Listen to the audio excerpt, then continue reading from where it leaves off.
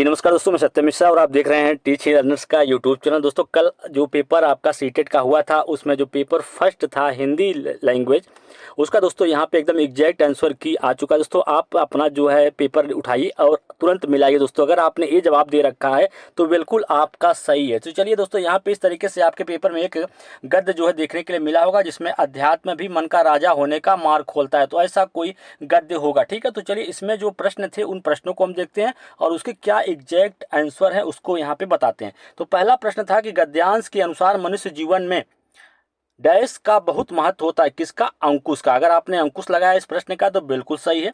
वहीं आगे चलते हैं कि आध्यात्मिक होने का अर्थ क्या होता है?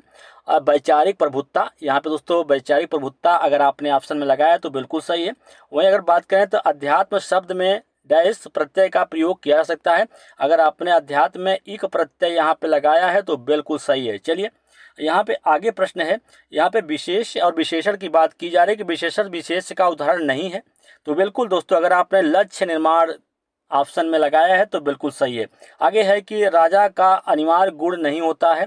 तो यहाँ पे मानवीय संवेदना, अच्छे कर्म या धर्म भीरू होना या निर्भयता। तो बिल्कुल अगर आपने धर्म भीरू लगाया है तो बिल्कुल धर्म भीरू होना बिल्कुल सही जवाब है। तो चलिए दोस्तों अगले प्रश्न पे चलते हैं और अगला प्रश्न यहाँ पे, एक राजा को डैश और डैश में नहीं डरना चाहिए, से नहीं डरना चाहिए। बिल्कुल यहाँ पे अन्याय और अधर्म अगर आपने लगाया है तो बिल्कुल सही है। चलिए आगे है यहाँ पे अगला प्रश्न है कि राजा के किन गुणों की चर्चा गद्यांश में की गई। बिल्कुल यहाँ पे पहला है यहाँ पे शुद्ध विचार अंकुश लगाना। दूसरा है कि अच्छे कार्य दान करना, शुद्ध विचार एवं अच्छे कर्म। बिल्कुल अगर आपने ऑप्शन नंबर 3 यूज किया है और उसमें शुद्ध विचार और अच्छे कर्म लिखे गए हैं तो आपका जवाब बिल्कुल सही दोस्तों।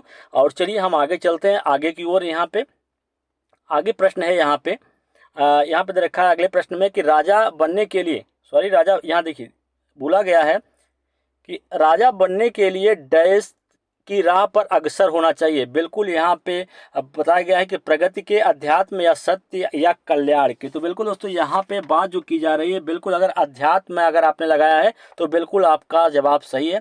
अपने मन का राजा होने से तात्पर्य है, बिल्कुल अपने मन का राजा होने से मतलब है कि मन को नियंत्रित करना। बिल्कुल अगर आपने ऑप्शन नंबर 3 या मन को नियंत्रित करना ऑप्शन में चूज किया है तो बिल्कुल आप सही हैं। चलते हैं हम अगले तरफ। यहाँ पे दोस्तों आप एक पद जो है उसको देख पा रहे होंगे, पद दे रखा है कि गांधी, तिलक, सुभाष, जवाहर का प्यारा यह देश, जियो और जीने दो का सबको देता है संदेश। बिल्कुल तो भारत देश की क्या विशेषता यहाँ पे बताई गई है? तो बिल्कुल प्रश्न संख्या 100 है यहाँ पे। और भारत देश की विशेषता क्या बताई गई? दक्षिण में हिंद महासागर। बिल्कुल अगर आपने ऑप्शन ये चूज किया है कि दक्षिण में हिंद महासागर तो आपका जवाब बिल्कुल सही है दोस्तों, ठीक है। चलिए हम अगले प्रश्न की ओर बढ़ते हैं और अगला प्रश्न यहाँ पे दे रखा है कि कविता में किस संदेह की बात की जा रही है। देखिए दोस्तों आप खुद देखेंगे, थोड़ा सा पढ़ेंगे उसमें आ जाता है जियो और जीने दो। ऑप्शन नंबर 4 है और जियो और जीने दो अगर आपने लगाया है तो कविता में किस संदेश की बात की जा रही है? तो जियो और जीने दो। अगला है यहाँ पे हिमालय का संधि विच्छेद क्या होगा? बिल्कुल दोस्तों यहाँ पे हिम प्लस आलय अगर आपने लगा रखा है तो आपका जवाब सही है। आगे प्रश्न है यहाँ पे कि दिया गया है यहाँ पे कि कविता में किस महापुरुष का उल्लेख किया गया है? बिल्कुल यहाँ पे महात्मा गांधी अगर आपने लगाया है तो बिल्कुल सही है। और कविता में किन किन वीरों के यशगान की बात की जा रही है? बिल्कुल यहाँ पे जिन्होंने देश की स्वतंत्रता के लिए जीवन दिया, अगर ये आपने ऑप्शन लगाया तो आपका सही है। अब वीर का बहुवचन क्या होगा? बिल्कुल वीरो होगा, वीर होगा, वीरा होगा या वीरांगना। बिल्कुल इस प्रश्न का राइट जवाब ऑप्शन नंबर 4 होगा। चलिए अगला प्रश्न है यहाँ पे, अगला प्रश्न दे रखा है कि किसी किसी टॉपिक पर मानस मंथन करने के बाद एक बालिका अपने मन से अनुच्छेद नहीं लिख पा रही है, हालांकि यह वयस्क या सहपाठी के मार्गदर्शन में लिख लेती। इस प्रकार के मार्गदर्शक को क्या कहते हैं? मदद कहते हैं, सहपाठी शिक्षण या टीम शिक्षण या सहपाठी परामर्श। बिल्कुल इसको मदद कहते हैं, जिसको दोस्तों स्कैफोल्डिंग बोला जाता है, ठीक है। चलिए हम आगे चलते हैं। सभी प्रश्न दोस्तों एकदम एग्जैक्ट हैं, मिला लीजिए आज ही, तुरंत मिलाइए तुरंत, क्योंकि सभी प्रश्न आपको क्लियर कर देंगे कि आपके द्वारा जो जवाब दिया गया था सही है कि नहीं। यहाँ पे प्रश्न है कि यह अधिगम का एक प्रकार है जिसमें बच्चों को उच्च स्तरीय मानसिक प्रक्रियाओं जैसे बुद्धि या तर्क करना आदि का प्रयोग करना होता है। बिल्कुल इस प्रश्न का राइट जवाब दोस्तों यहाँ पे क्या होगा? तो अवधारणा अधिगम जो है इसका राइट जवाब है। अगर आपने ये लगाया है अवधारणा अधिगम तो बिल्कुल सही है। अगला प्रश्न है कि एक अध्यापक होने के नाते आप एक बच्चे कि उसके कुल भाषा प्रयोग के लिए प्रशंसा करते हैं। यदि उसमें कुछ शब्दों की वर्तनी गलत लिखी है तो आप कक्षा में किस उपागमों का प्रयोग जो है यहाँ पे कर सकते हैं। बिल्कुल समग्र भाषा का अगर प्रयोग आपने किया है, अगर ये ऑप्शन आपने चूज किया है तो बिल्कुल सही है। चलिए यहाँ पे हम आगे चलते हैं और अगला प्रश्न यहाँ पे देखते हैं। कहा गया कि आप हिंदी भाषा अध्यापक हैं और आपकी नियुक्ति पंजाब के किसी प्राथमिक विद्यालय में होती है। अब चूंकि आप स्थानीय भाषा नहीं जानते तो आपको क्या करना चाहिए। बिल्कुल यहाँ पे अगर आपने बच्चों की भाषा को एक संसाधन के रूप में इस्तेमाल करना चाहिए और शिक्षण आरंभ करना चाहिए। अगर ये ऑप्शन आपने चूज किया है तो बिल्कुल सही है। अगला प्रश्न है कि किसी पाठ सामग्री से विशिष्ट सूचना निकालने के उद्देश्य से गहन पूर्वक या गहराई से उठ पाठ सामग्री को पढ़ने का कौशल जो है क्या कहलाता है। बिल्कुल क्या उस कौशल क्या कहलाता है दोस्तों। बिल्कुल यहाँ पे वो कौशल स्थानीय कहलाता है। बिल्कुल इस प्रश्न का राइट जवाब ऑप्शन नंबर सेकंड होगा। ठीक है, चलिए हम अगले प्रश्न की ओर बढ़ते हैं और अगला प्रश्न यहाँ पे आपके सामने आ गया कि भाषा अधिगम में निदानात्मक प्रशिक्षण का उद्देश्य क्या है। बच्चों को समझने में रह गए अंतरों को जानना और उपचारात्मक कदम उठाना। अगर आपने ये ऑप्शन चूज किया है ऑप्शन नंबर 3, बच्चों की समझ में रह गए अंतरों को जानना और उपचार कदम उठाना, बिल्कुल सही है। अगला प्रश्न है यहाँ पे कि निम्नलिखित में से कौन सा कथन पाठ्य पुस्तक के बारे में सही है। बिल्कुल पाठ्य पुस्तक के बारे में कौन सा कथन सही है कि यह पाठ्य पुस्तक में उल्लिखित उद्देश्यों को प्राप्त करने में क्या करता है, मदद करता है। बिल्कुल राइट जवाब ऑप्शन नंबर 3 है।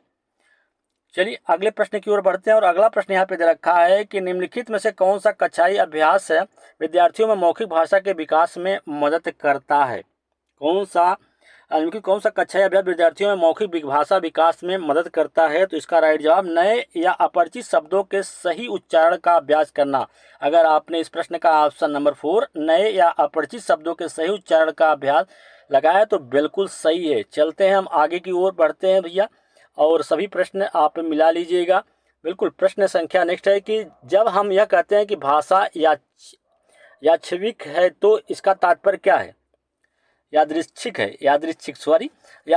है तो इसका तात्पर्य क्या है कि भाषा के शब्दों और उसके अर्थों के बीच अंतर्निहित संबंध है। शब्दों और उनके अर्थों के बीच संबंध किसी ठोस कारण पर आधारित है, न कि बस यूं ही। ठीक है, बिल्कुल यहाँ पे दोस्तों जो बात कही जा रही है प्रश्न का, इस प्रश्न का राइट जवाब जो यहाँ पे होगा कि भाषा के शब्दों और उसके अर्थों के बीच किसी प्रकार का अंतर्निहित संबंध नहीं है। तो इस प्रश्न का राइट जवाब ऑप्शन नंबर 3 है।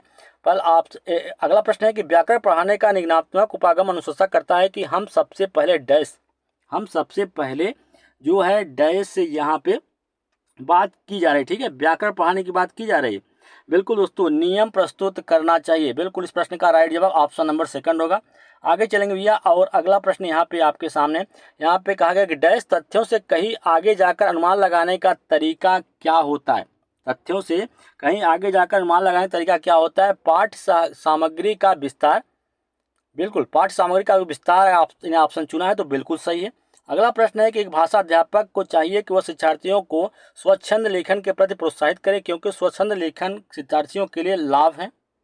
तो इसका राइट जवाब क्या होगा दोस्तों, ऑप्शन नंबर फर्स्ट होगा। यह शिक्षार्थियों को प्रवाह के साथ और रचनात्मक तरीके से लिखने के लिए प्रोत्साहित करता है।